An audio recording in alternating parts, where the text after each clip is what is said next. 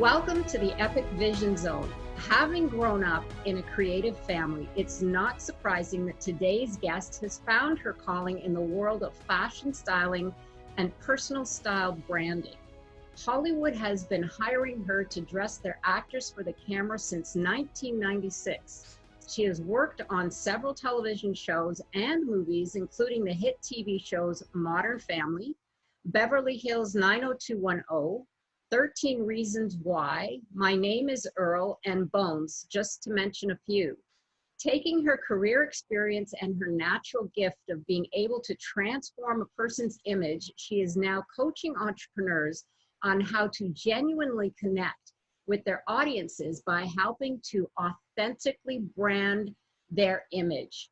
Her mission is not only to help women express who they truly are, but to help entrepreneurs, creatives, and executives wear the clothes that bring out their best and most brilliant brand, themselves. So she believes that when a woman dresses authentically in her way that matches her dream, her ideal client will be drawn to her. So welcome and meet Mary Beth Ramsey. So nice to have you, Mary Beth. Thank you, Jane. It's good to be here. Yes, that's quite the resume. I am very impressed already. It sounds so much better when someone else reads it. Yeah, it always does, doesn't it? Yeah. I read that your mom, going back a little bit, because your upbringing was very interesting as to what led you here. So I read that your mom, she loved to cook, sew, quilt, raised you and your sisters to never have idle hands. And she also made much of your clothing and liked to dress you alike. So explain how that planted the seed for your work today. Yeah, it really did. I grew up around that, and my mom was always sewing, and I learned how to sew when I was 5. So we were in front of the TV. We were doing stitcheries, like cross stitches or stitcheries or hand sewing. Wow. And on a machine probably when I was 5 or 6, and then started in competitions and traditional sewing classes with 4-H. When I was, I think, 9 or 11, whatever age you can join those groups. So I was then starting making my own clothing. And wow, at 9 and 11, I'm impressed. Yeah, I think the first thing I made, well, I remember making a sweatsuit outfit. I wanted, like, I think it was Adidas. I wanted the Adidas, because that was the brand that everyone was wearing at the time. Right. And we couldn't afford it. And so I had to make it myself. So I made it. So fortunate. I mean, I was lucky if I could make a little hand square tote bag. That was it for me. Yeah.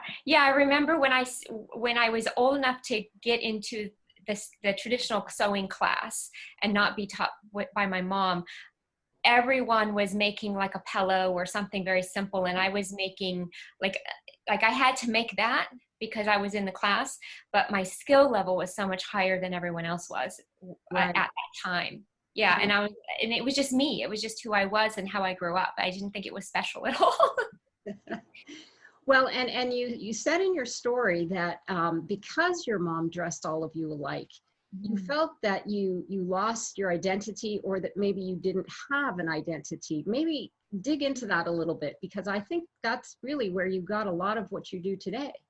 Exactly. Yeah, when we were little, we all dressed the same, and it was so cute. It's so cute to have our pictures of the 3 of us in the same little outfits. But yeah, I didn't have any identity of my own until really several years ago. I was always following other people, following fashion, following what other people were wearing. And then when I got divorced, I realized that I didn't really know who I was. And I was not really thrown in, but all my single friends wanting me to go out and being this new person again, like, where do I fit in with this? I started dressing like they did, which wasn't really me, but I thought, okay, well, they'd say, oh, you can't wear that. You look like a soccer mom, because I was a stepmom. So all my clothes were different, so now being a single woman again and going out with my friends, I started wearing what they had. It didn't really fit me. And so over time, I just, got back to me. And what really happened was me digging into myself. And I shouldn't say it that way, digging into myself, but working on myself and getting over the past and forgiving myself for everything is really what really solidified who I was and made me feel comfortable in my own skin and in the clothing that I wear. Well, that's very interesting because my next question was, but I think you may have just answered it, that you made little steps a few years ago, that you wouldn't be here today teaching people how to look good on camera and off camera. And it sounds like that was maybe the step that you were referring to in that. Was that what you were referring to? That's the shift that you made? Exactly. It's that whole like working on yourself, finding out who you are, who you really want to be, and not really following the trends or the fashion. Like people ask me all the time, like, what's new coming up in the season or in summer? I'm like, I don't know. I mean, you could find that out easily by going to the stores. Right. You know, whatever's in the stores, what they're trying to sell and what's going to be popular this season, this summer, this fall, whatever. But why not just wear what makes you happy? You know? Right. Yeah, that's a new concept for many people because we always we have a herd mentality a lot of the time. And in fashion, it's one of the big things because we all want to know what the latest look is. We don't want to be left out, but this is why I like so much what you're trying to teach individuals. Did you always feel you were destined to be an entrepreneur, or was that something that you grew into over the years? No, I've always been an entrepreneur. I've always been one to figure out other ways to make money. I've had several businesses, tried different things. Most entrepreneurs do that. You know, we try 5, 6, 10, whatever, different ones. They fail. We've learned things. I've made really good friends with in businesses that have failed. I used to have a lingerie business, and my little workspace is right next door to this. My friend Susie, and she made dresses and skirts. And we both had the same struggles. We were going through the same type of things at the same time with our businesses. And it was so empowering to have a friend right next door that could help get through everything. So I've always had lots of businesses, and I get bored easily.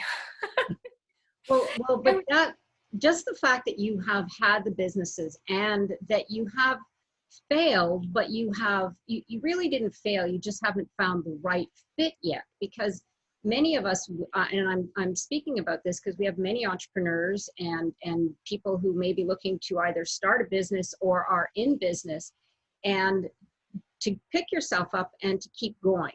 Because if that's really in your blood and it's something that you love, whether it's sharing like yourself, your talent with others, or, you know, inventing a product or sewing something for someone, it's not that it's gone and it's not that we failed. We just haven't found the right way to present it, or, you know, we just haven't found our right niche at this point. But I love that you just kept going.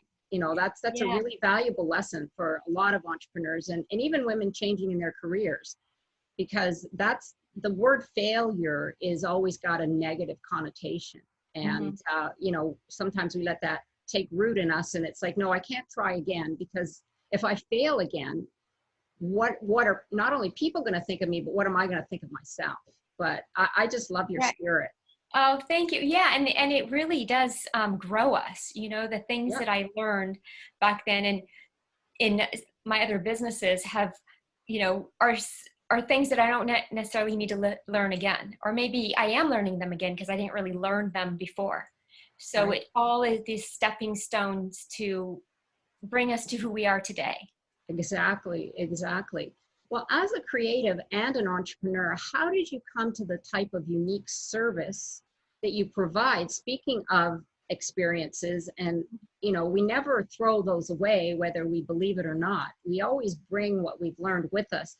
But now you've got a very unique service that you provide, and just give us an idea of how you've come to this, because it's in today's world, with us being on camera all the time now, it's even more important than ever in the sense of branding. So maybe unpack that a little. Yeah, well, working in Hollywood for 25 years, it really shaped all of this. You know, learning firsthand what looks good on camera, what shapes, what styles, what colors, the fit, the proportion, and every person is different. And doing that for so long, and also like, we get a script and we read the character and we have an image, okay, this is what we're going to dress them in, but then we have to also talk with the actor and combine, that's your backstory, because they've done more in-depth research on their character than we have. We just, so then we're collaborating with them. So this is kind of what I do now with my clients. So I get a script, like, say you do this and this and this. Oh, and now I see you. So now I'm like, oh, so my image of what I was going to give her is different because, now I see her and her look is this way. So now we're dressing to that and taking all that into account. And then also what looks good on camera, where is the setting going to be? Don't dress in the same color as your background. Because that would be a bad thing. Yeah. So those are the little things that people need to know, because the awareness that you have due to your background is much more heightened, and we might just not, it's not that we meant to blend in with our background, it's just that we didn't think of it. So, right. Yeah. And it's amazes me too, because all of this stuff I just know from all these years of staring at a monitor and making sure that the actors look good, that it just comes naturally to me. And I'm constantly helping people or telling them like, oh, move that. And just like with me here in my background, if I was like over here, with that over here coming out of my head, doesn't quite look as well as this, right. So, just making sure every little thing is perfect. And, if I turned this just a little bit this way, would that be more distracting? Right. So it's not just what we're wearing. You do your set. No, but yeah. It's awareness. But like you said, you've got that eye, and that's, and it's also not just blending in with your background, but because a lot of us are doing the Zoom or the webinars, because things have shifted, the focus is solely on the individual, more so than if you were on stage. You have some distractions, people can look here, can look there, but now it's you. And right. That's another thing. It's like when you're on stage, you can wear something that's more flowy or that moves with you. That's like a beautiful silk garment or whatever that has movement and shape, but and flow. But on camera, when we're just concentrating on here, anything that can take that attention off of you and your message and your story is going to be distracting. Right.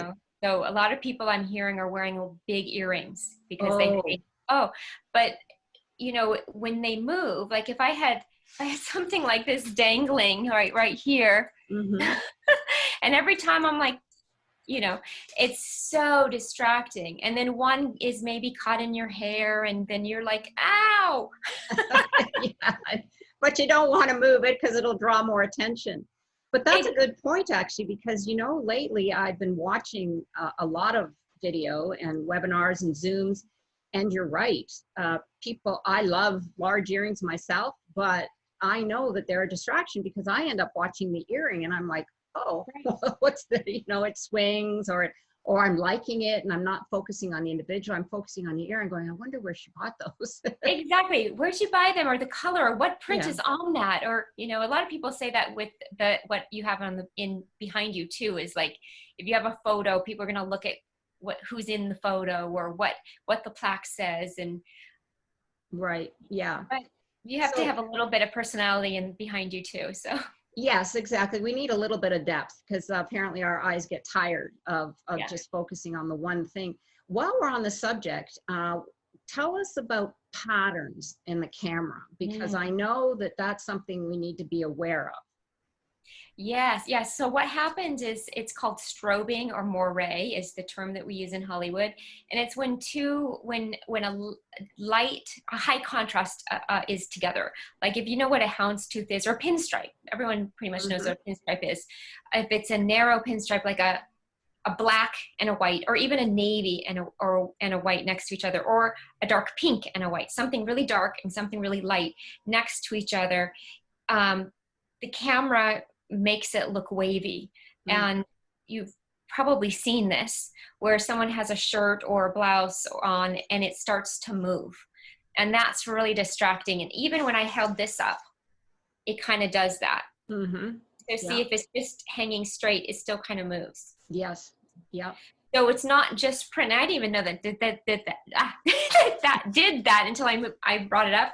But it's also like if you had an open weave sweater on that's maybe black and your skin is very white, that contrast, or fishnet or something like that, if you can imagine that, dark skin with a light net or something over it, is still going to look, it's going to distract your eye, it's going to move.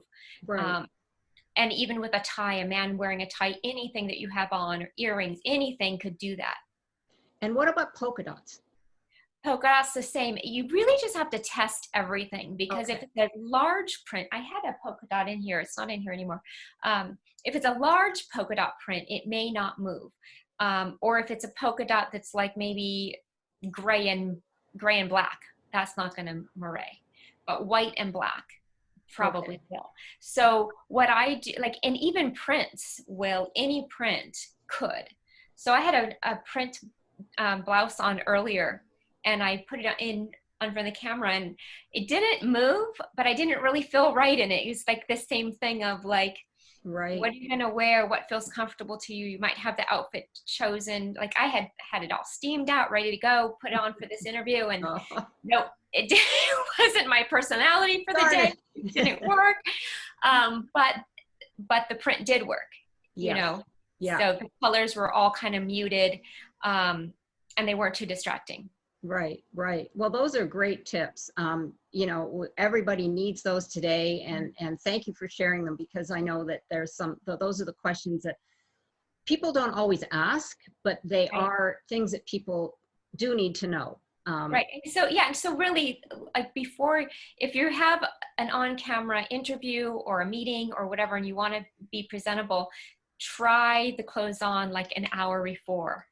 Turn on the lights, turn on the camera, do it all like it's real. And even my makeup, it sounds silly. No, it's true. But I have a window on this side, so this side is lighter than this side. So I put more blush on this side. Oh, now you've told us your secret.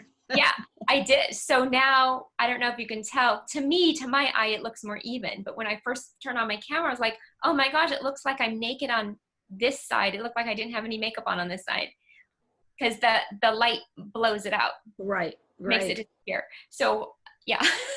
Yeah, no, these are all little things that we, you know, have to, like you said, we don't have our production teams with us, but if we did, then they would be, no, okay, we need to change you. But now we have to become the experts and all those areas, which is hard.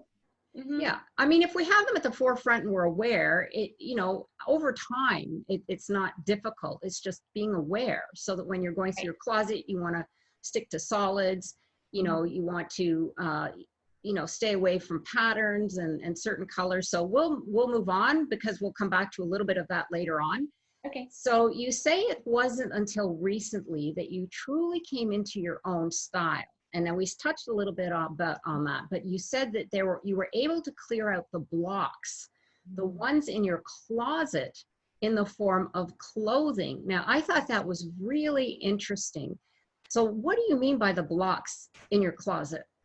Well, we women, we hold emotions in our clothes, right?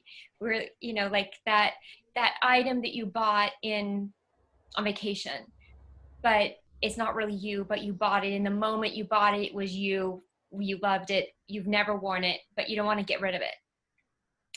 But it's hanging in your closet. So every time you see it, you think about the vacation, or you think, oh, I should wear it because I spent X amount of money on it.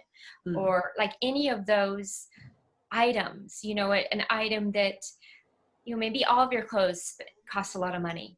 But so you don't want to get rid of it, even though the piece has a negative feeling attached to it. Like you wore it with someone who you're no longer friends with. Or there's you had a fight with someone that when you wore it, we remember all those things, and we remember exactly how much money we spent on each item, which is weird. Right? And so we think, like, oh, I spent $200 on that coat. I have to get my money's worth out of it. And I have to wear it X amount of times before I get rid of it. So then you try to put it on every single day or once a week to get your money's worth out of it. But every time you put it on, it doesn't work with your attitude Right. that day, or where you're going, or your outfit, or whatever. It just doesn't work. You don't feel good in it. So that's a block that's holding you back. All those things, you're opening your closet and seeing all those things in your closet, and it's taking your time, your energy, your thoughts, your emotions each time you look.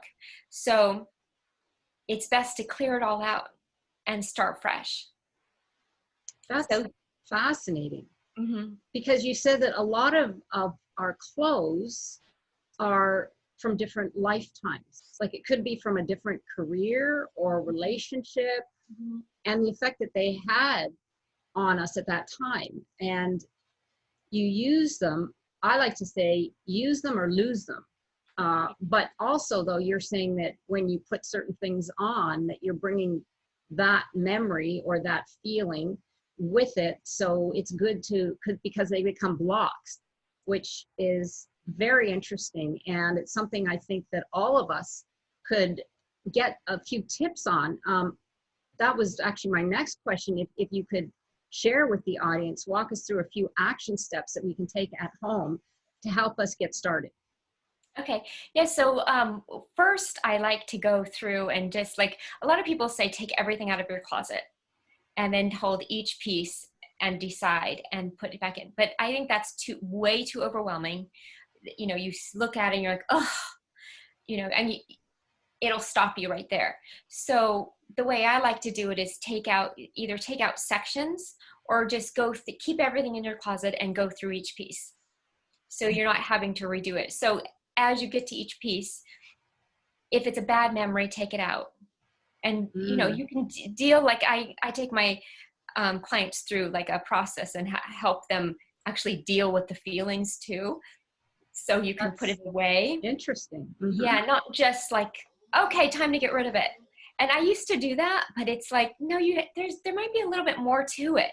Like we're so emotionally attached to these things. So yeah, so basically get rid of the pieces that are no longer serving you in whatever way that is. They don't fit. They're the wrong shape. They're the wrong proportion. They're the wrong size. They don't fit your life anymore. So get rid of those things first. And the memories, anything's attached to any bad memory. The good memories, the sentimental items, don't get rid of. I'm not a minimalist like that. I say keep them, put them in a box though, put them somewhere. If they're very fragile, you can get them taken care of by a dry cleaner, and they can be wrapped properly if it's a garment from your grandmother or whatever, and have them stored in the correct way. But don't have them taking up your space in your closet. Right. Right. And with the feng shui and the whole feeling like that is, the more space you have, like you get rid of things and you keep that space available for other things to come in to your life. Whether I like more that. clothes, more better relationships, more finances, like all these different things will come into your life because now you've made room for it. Right. So the conclusion I hear is rid ourselves of those things that aren't serving us. And in your case, because of your expertise, it's clothing, but it could be other things, to make space to allow other things to come in to create possibility and opportunity. Right. And it's so vital because, not only you deal with your particular area, but it's also a life lesson.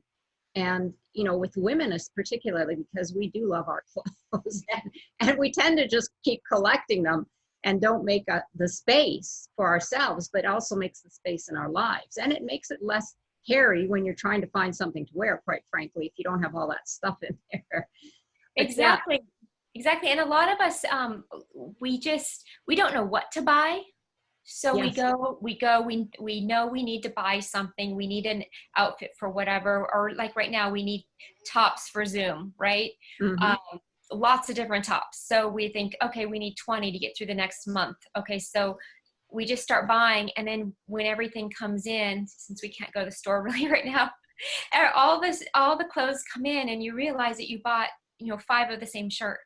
And you already have 5 of them hanging in your closet. So I help my clients with that too. Why are you buying the same thing? And do you even like that thing? Or are you buying it because, someone told you look great in it? Yeah, there goes, right. That's full circle into why be who you are, not what everyone else is wearing, because that may not suit your personality. It may not even fit your body type.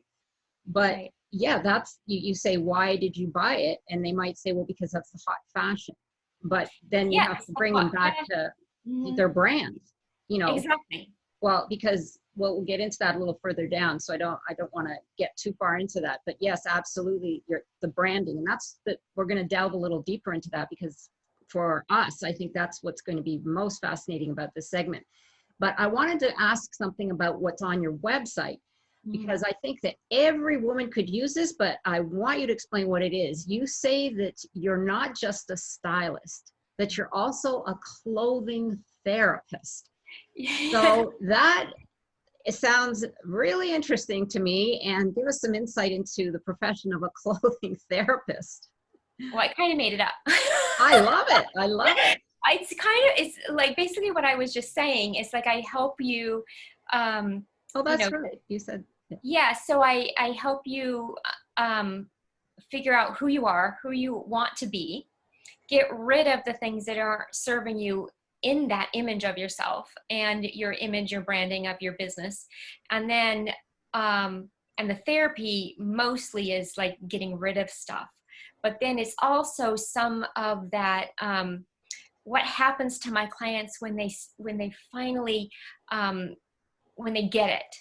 And it could be the 3rd or 4th store we go to, or like a week or 2 or a month after they work with me, telling me that their whole life changed from just changing their clothes. Now they feel more confident in them. They feel more confident to go out on dates, to accept the Zoom meeting or the interview, or go out for the audition or whatever it could be. They feel more confident in doing that, and they show up in a different energy because they're confident. And then their whole life starts to change because of that. They're attracting different people into their life, different clients, different businesses, and more money comes, more clients, like it all changes. And that's really the therapy around it, which, when I first started doing that, I was resisting doing this business because I thought it was superficial, of like, oh, just, you're just trying to make people look good.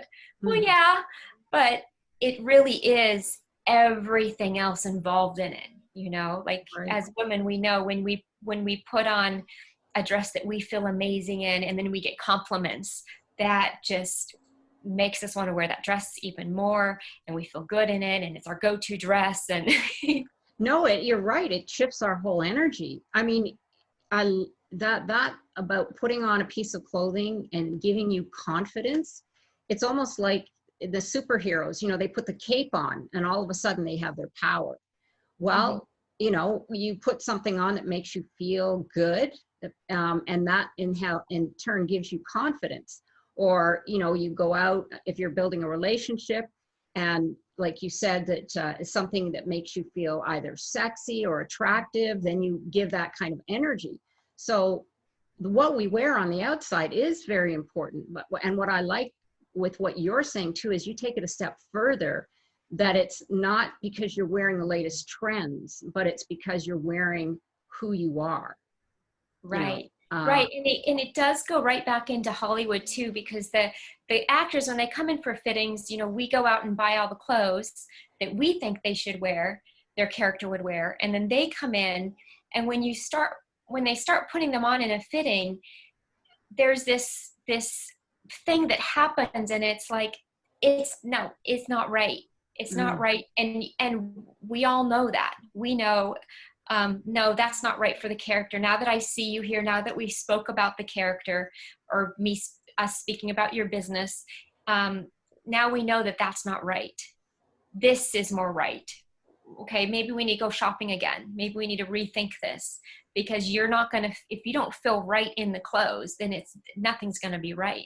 You're not going to want to put them on. You're not going to want to leave the house. You're not going to want to go to the networking event, whatever place you're going. You won't want to go if you don't feel right in those clothes. You're right. And it makes you feel uncomfortable. And if you're uncomfortable, you lose your confidence.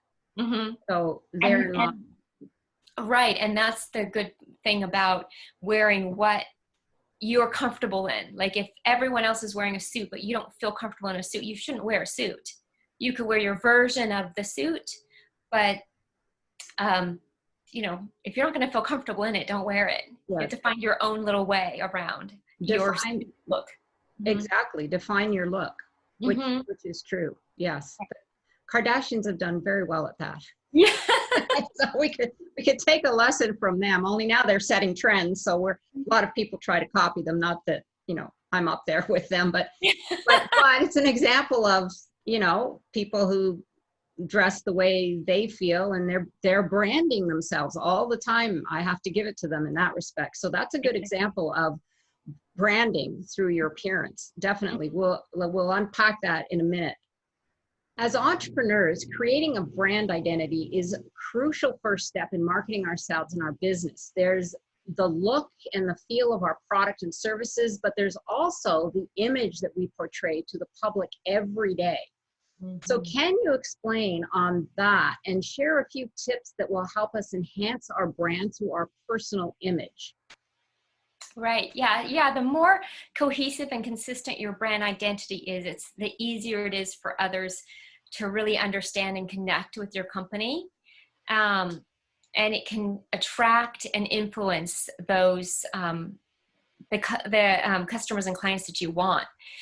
So it's very important to choose not only the clothes that match your personality and your product or service, but also to match what your ideal client is going to be drawn to and how they expect you to look. It's like, a banker. I hate going to the bank on casual Fridays. And actually, bankers are dressing more casual now anyway, but because I want my banker to wear a suit or somewhat of a dressier look than a t-shirt and jeans or a Hawaiian shirt and shorts. And you say that, because I feel the same way. I'm like, well, you're dealing with my money, and for some reason I feel very uncomfortable when they've got tattoos, they've got the nose ring, they've got the dyed hair, and I'm like, seriously, this is a bank? But anyway, maybe that's just old-fashioned. I don't know. It's true. It could be old-fashioned, but I feel the same way. It's like, it's not a professional look. Yes. You're not going to be taken seriously. You might be really, really smart in numbers and money and investing and all of that, but the image itself isn't a good one. So for that particular fashion. Right. Exactly. If you're a tattoo artist. Perfect. Perfect. Or just in general, an artist or an artistic. A creative. Person. A creative. Great. But yes. So similar, if you're like a yoga instructor, I wouldn't expect you to come promote your yoga studio in a suit, Yeah. So, I would wonder about that instructor for sure. Exactly. But it's the cohesiveness, it's exactly what you're saying versus what you're showing. So, if you're saying X, but you're looking like Y, not only is it not cohesive, but it's not connecting with the clients. Or like you said, attracting those clients that, the coveted clients that you'd be looking for, because you did mention earlier about the energy that you put out that will bring back the clients that you're looking for. But if you're not wearing that suit that gives you the confidence, that gives you the appearance and the ability to go out and feel your best.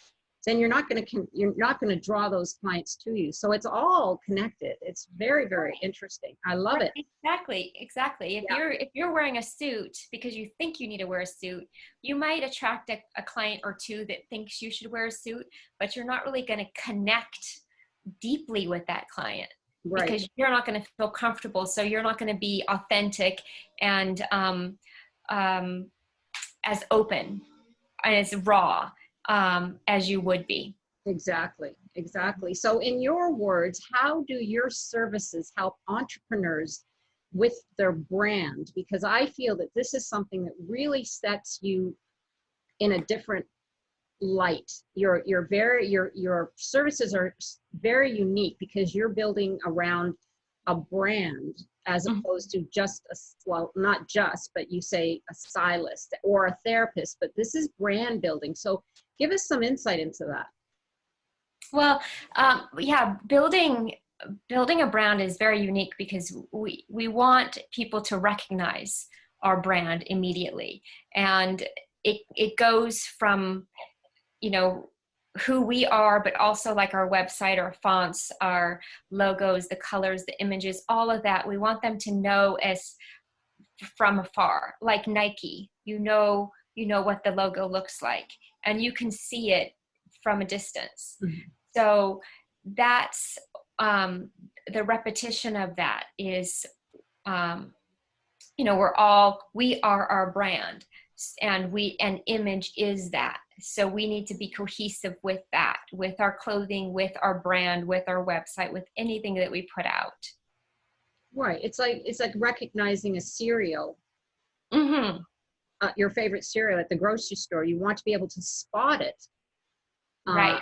And when you have images, colors, in this case, clothing, as an entrepreneur, because you said you are your brand and therefore your image is everything. So that's where the brand and the image go hand in hand, particularly for entrepreneurs, because, we're out there in the limelight. We're out there like we are here with you, speaking to people and teaching them and giving in their webinars, like I said, and so many coaches. But not only that, they're business owners nowadays who own restaurants, who are doing things that they never thought they would be doing. And maybe they're, getting onto Zoom and putting something out for their clients and maybe showing their best. But this is all part of branding. You don't want somebody who's serving food to be on camera and they look filthy dirty, because maybe if they have some spaghetti because it looks good, but you'd kind of wonder, I'm just going back to the clothing and giving an extreme example, but yeah, it's very important.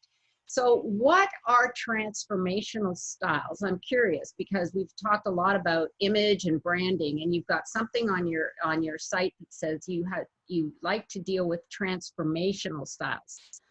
Yeah, well, that is basically what we've been talking about, really transferring people's lives and their businesses through their style, and getting right deep down and pulling everything out, getting raw, and finding what's truly them, and that changes their life. It transforms their lives, their relationships, their finances, their spirituality, their family, everything. It goes into all areas of their life, and it truly transforms them in all areas of their life because of the styles that they now are wearing. And it could be just a small tweak of their clothing or their style, or it could be a major one, but it transforms them into a completely different person. Yeah, I could see that, definitely. It's like when we go into a store and take something special into the dressing room and come out and we're like, yeah, I just feel great in this. Yeah, it's like you were saying with the hero cape, or when we put on the dress to go to our friend's wedding, we act differently, we behave differently, we stand, our posture is different when we're wearing heels than tennis shoes, or jeans, or a skirt, or a bathing suit, or a gown. We act differently in the clothing. Part of it is the event that we're at, but part of it is what we're wearing. If I were to wear a comfy, cozy sweatshirt right now, I might not be sitting it up as straight, you know? Right. I Yeah. might be like bending over a little bit and maybe hiding myself a little bit more. Maybe I'd be embarrassed that, oh, I didn't, you know, pay enough attention to what I was wearing for this, you know? So it all plays into it. Yeah. Yeah, it definitely does. And you may have already answered this question, and if you have, we can move on. But what is your style? Do you have a style philosophy or? I guess what it would be is this, just to wear what's comfortable for you and not, I hate it when everyone is following everyone else. Okay. So just what's comfortable, what's you, not necessarily what's in the stores. You know, it's fun to go looking and seeing the new styles, but as you know, they all repeat. So, Yes. Yeah. Oh, yeah. Bell bottoms. I've been seeing bell bottoms. I'm like, seriously? yeah, yeah, Tie dye? everything repeats every 20 years or so, pretty much. Yeah, So absolutely. So your style philosophy is wear who you are. yeah. Hmm. Yeah, that's really great. Yeah. And who do you work with? I mostly I work with professional women who don't know what to wear to their events or their special engagements, their Zooms, their networking events, and those who no longer feel right in their clothes. So kind of what we were talking about, Mhm. figuring out who you are, and then also those people who don't like to shop or they don't have time to shop. And also you deal with entrepreneurs to help Yes. them brand themselves, right? Yes, and entrepreneurs I really like because there's so many women who have these great business ideas, or they're helping people, their service is amazing, and they're not as successful as I feel like they could be if they just matched their image, did a little branding, changed, you know, looked a little bit better, sharpened up a little thing or two, and then they could change the world with their product or service through just a little tweak. Yeah, So that's really where I see the power coming in, is let's change the world through our clothes, through yeah, being our unique, authentic self. exactly. That's the key right there. Mm-hmm. And you're using clothes as one of the tools, basically. So, what do you find most challenging as an entrepreneur? What do you have an aspect that you find the most challenging? Because you have been an entrepreneur, you said, throughout your life and had tried things and they haven't worked. What do you find the most challenging? Oh, I think it's mindset and Mhm. tenacity, and just getting up and doing it over and over again, even though you may not have seen the results. The results haven't come yet. The client hasn't showing up yet. You know, just keep on going. That's the hardest. When you know maybe there's you can get a job and you know that every hour you get paid and every week or two you get the paycheck, but it's Right. not fulfilling you.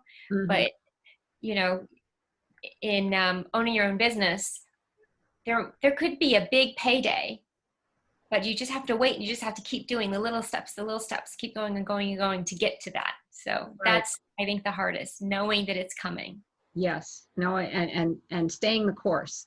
staying the course, sticking to it. Yeah. Yeah. Hmm. Yeah. So you have three words on your site, and you Hmm. touched on some of the clarity, Yes. Hmm. release, Hmm. and empower. Yeah. Love Hmm. those words. So just unpack those briefly, because I Yeah. know we've spoken mostly about all of them, but Yeah. just I want to hear your little Yeah. definition. Great. So clarity would be getting clear on who you are, and just so you know who you are, you have your definition, your essence, your true essence. And then releasing would be releasing what no longer serves you, cleaning out your closet, really truly getting rid of the things that no longer serve you. And then empower would then be to, let's empower you. Let's get some outfits together, either from your closet or um, shopping, and blending your personality with your business product or service, and to really empower you with who you really are, and so you can show up in the world empowered. Perfect. I love it. And I just had a little exercise I thought would be fun for our audience to enjoy, because it's just very basic, but I'm going to mention a few pieces of clothing and just give us a little general idea of what these clothes would say about the person and the style. So I've got a crisp white blouse. What would that say? I think that says clean, business-like. Yeah, I'd love a clean, crisp white blouse. To me, it's like you're clean. Mm-hmm. You're put together. Put together. I like that. Yes, put together. How about a t-shirt? Now, I mean a nice t-shirt, not a old ratty t-shirt. Okay. So yeah, I think that says casual, comfortable, easygoing, young. Depending on who you are, it could say you're a little bit rebellious if it's in a business setting. If you're wearing it with a jacket, that is a good style now. People are doing that. But it has that casual, comfortable, easy feeling, like easy to work with. Okay, I like that. A suit jacket. I think that means business. Maybe you're structured, you're important, you think take things seriously. Okay. And a black top, because I know a lot of women, their go-to is black. And that doesn't always necessarily give a good image, but not only that, it doesn't play so well on camera. So that's why I put that in there. Yeah, so that is in person, it's simple, elegant. On camera, it's boring. It's hiding in the background. Like in Hollywood, we never put anyone in black unless it's maybe a funeral or something that has to be black. But then we add texture into it, But anyway, black is flat. You don't see any shape. So often you look like a big black blob. Wow. So that's flattens. Good information. Yeah, it flattens, that the light just soaks right into the color, and it just is really flat. So yeah, the shape, the detail, you can't really see. Like you wouldn't maybe see well, you maybe can't see here either with the definition because I'm lower. But with this darker color, you can kind of see where my arm is. But if it was a black, I would look like a big round blob. So for all the ladies out there, I know black is our go-to, but avoid it when you're on Zoom or when you're doing a webinar, right? Yes, and even navy tends to go black on camera. So watch that too. I mean, it would be if you only wear black and that's your thing and that's part of your image and your branding, fine, but maybe change to navy because it won't do the same thing as the black does. Right. And I know we love black because it's slimming. So it's easy. It's everything, it goes with everything, but it in general, it doesn't look good on camera. Okay, that's a great one. And the last one is a colorful patterned top. Now we talked a little bit about patterns. So when you combine those two, I'm not sure, where does that lead us? Well, yeah, I know. I first thought is like fun, personality, because you do want to have some interest on camera as well. You don't want to just always be flat, or not flat, but solids. So the pattern top does give a little interest, but you also want to make sure that it doesn't strobe or moire.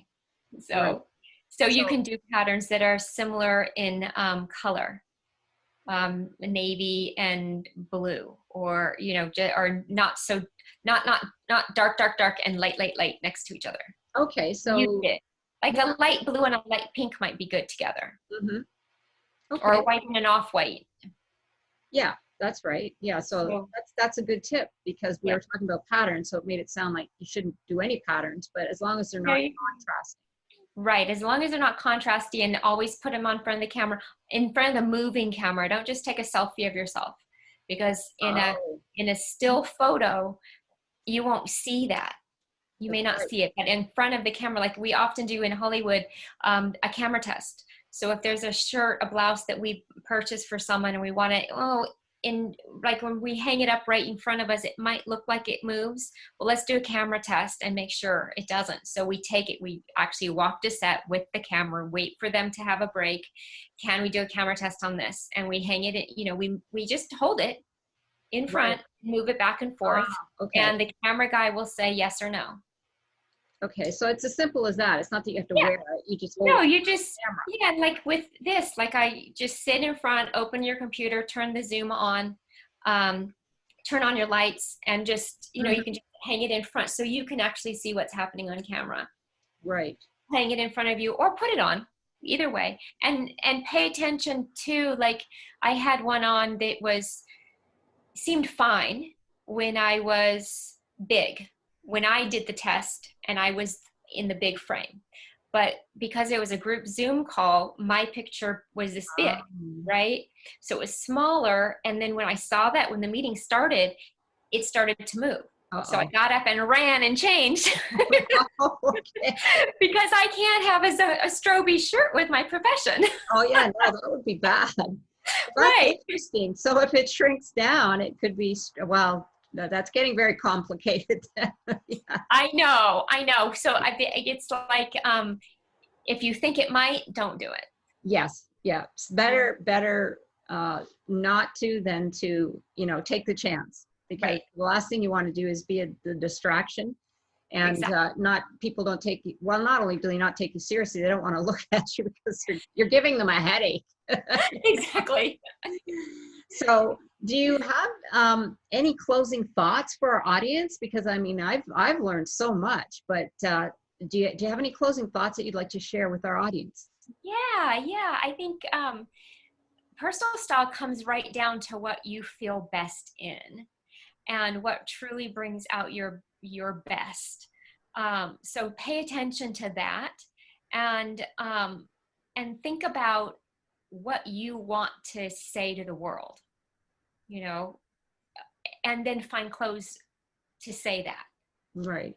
And most importantly, don't hide behind a costume. That's not you. Yeah. And be really who you are. So yeah, that's your client. Exactly. No, I love that. Don't hide behind a costume, which it makes sense. It's interesting because in Hollywood, that's what they do all day long. But I mean, they're playing a character. They're playing characters. So really, it's like find your character. Who is your character?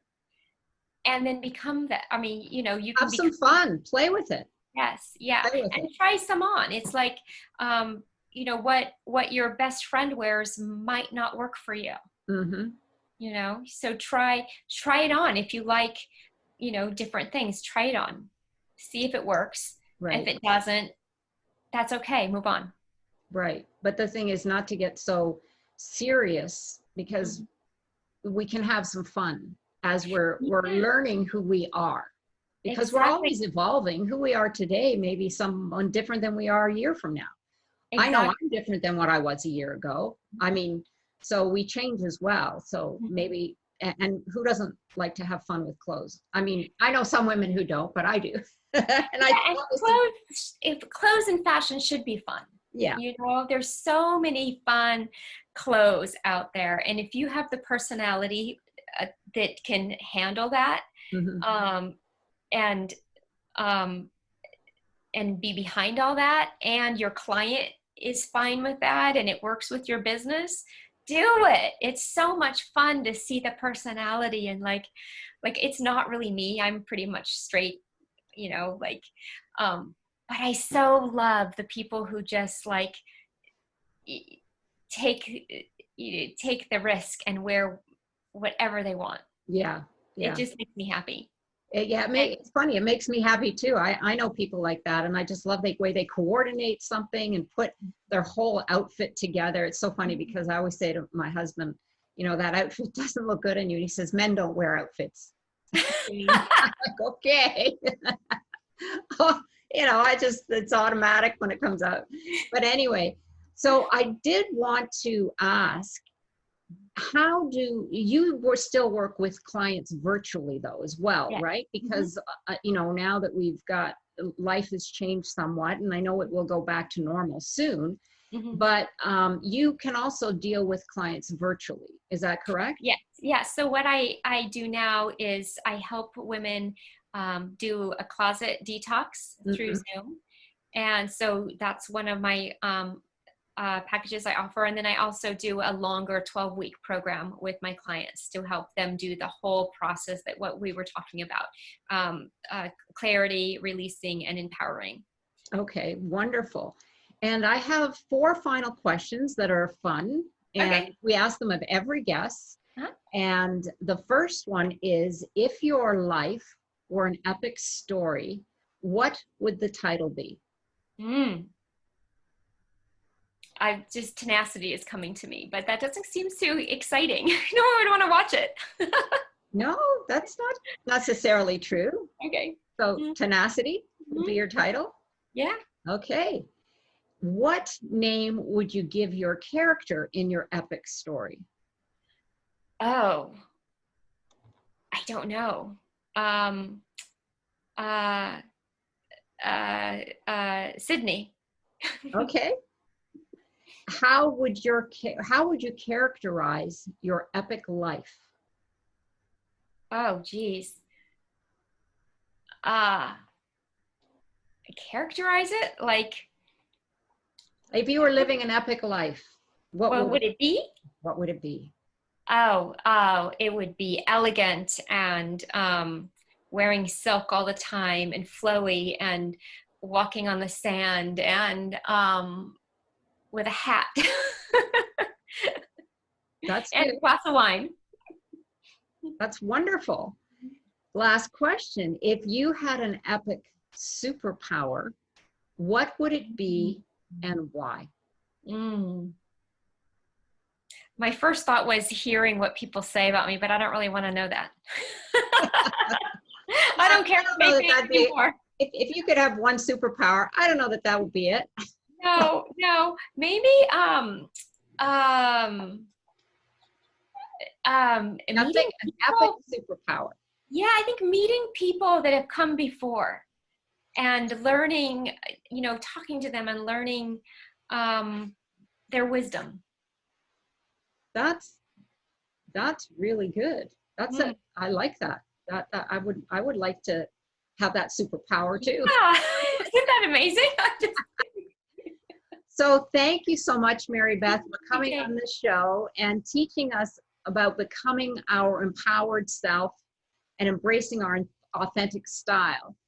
And Mary Beth and I would love to hear from you. So go over to my Facebook page and write a comment.